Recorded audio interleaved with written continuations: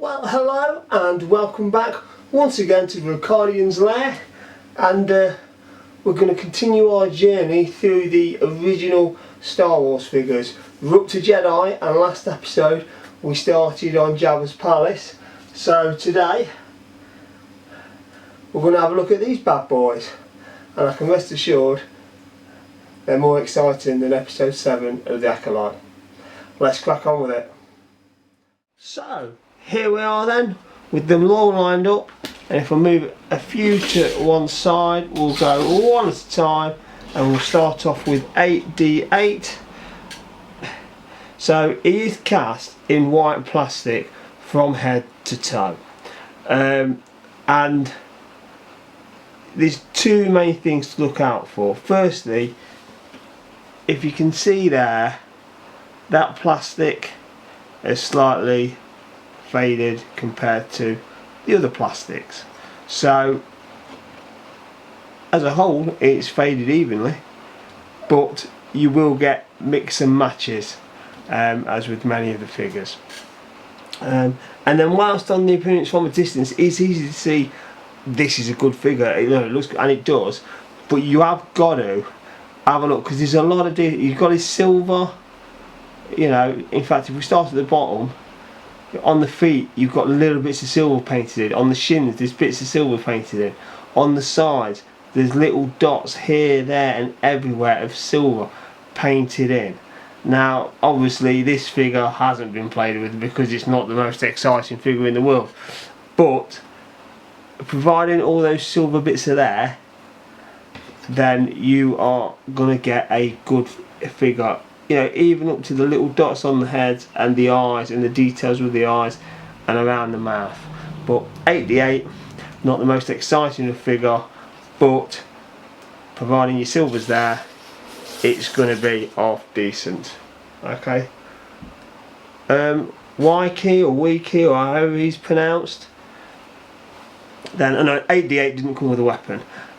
So for him, if you look in here, then I believe that it's cast in this colour plastic, so you're looking for boot rub down in the leg section, and then any rub sort of around here, and again the main mould is in the brown with the little blue bits in, and I think if I remember rightly, again it's cast in the brown and the blue of the arms is painted in as well, and the brown of the hands. So the ones where I've seen paint go on these, it is generally around the hands and around the feet. You can get a little bit of blue rub, but you know, not so much. The head is cast in that colour, so you don't get real rub on the eyes, and the hair is cast all in one colour, or painted on, and again I've not seen any painted with that. Weapon wise, then there's quite a few. Klaatu, Lando disguise also come with these weapons, so they're not rare, they're not difficult to get a hold of, but I think as a kid he had a cool look about him with his hair and his sort of menacing look, and what he actually did in Jedi. What a cool figure to own. We mentioned Klaatu, so we'll bring him in again. Same weapon, not rare, and again if you look down, just check the boots. Dead simple, because underneath the skirt you have got the little sort of thigh belt to check, but other than that there's not a lot going on down there. This needs to be in decent order. I've got hair on there and I don't have hairs on my head. And then your arms, generally because it's grey with the green painted over, it doesn't look too bad, and it's nice and tidy. Around here the little bits you're looking for are the finer details of the silver for the, what I presume are bullets, ammunition around there. Back of him it is literally just all brown, so there's not an issue. And then with the head, again it's all silver, all green with a little bit of detail around here, but again it's not hard to find, and I think this is why when you're collecting the Jedi range, especially around Jabbas Palace, it's not hard to get good examples And when you've got those good examples, you can also, because they're mass produced, they're relatively easy to get on card as well and start your card collection. So Klaatu's skiff disguise, unique weapon to him, so can be harder to find and can be a little more expensive if it comes without. You're always best to buy the figure with the weapon and hold out for that, rather than trying to find the weapon later, because you just end up buying twice.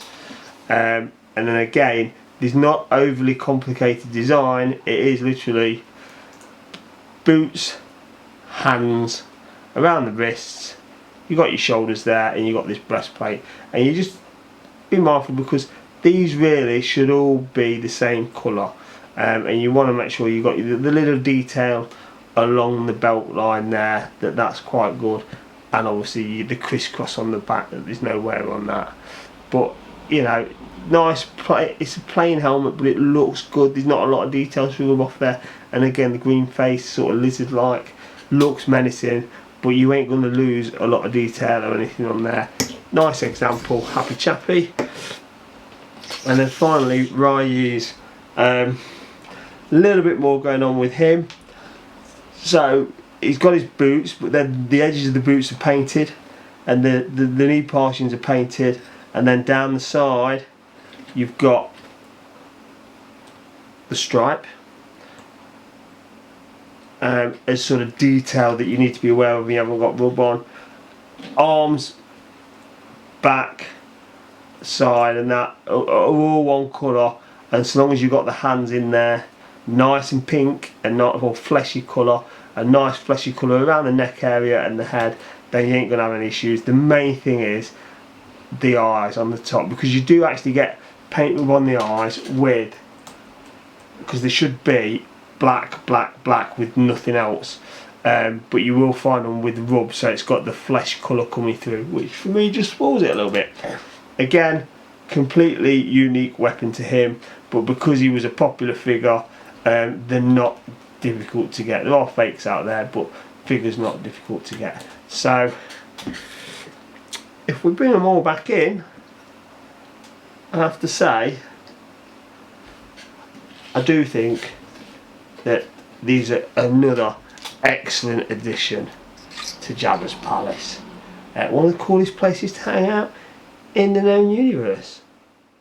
So there you have it, some real basic tips there. Personally, Ryu, he's the one as a character. I think he's great.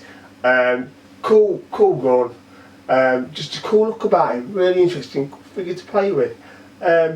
So hope you've enjoyed it. I've enjoyed it, and let's just say, well, you get more fun and action with these than you do with any of the Jedis in the Acolyte.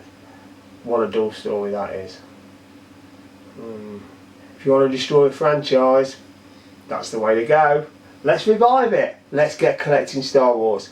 See you all soon. Have a great day.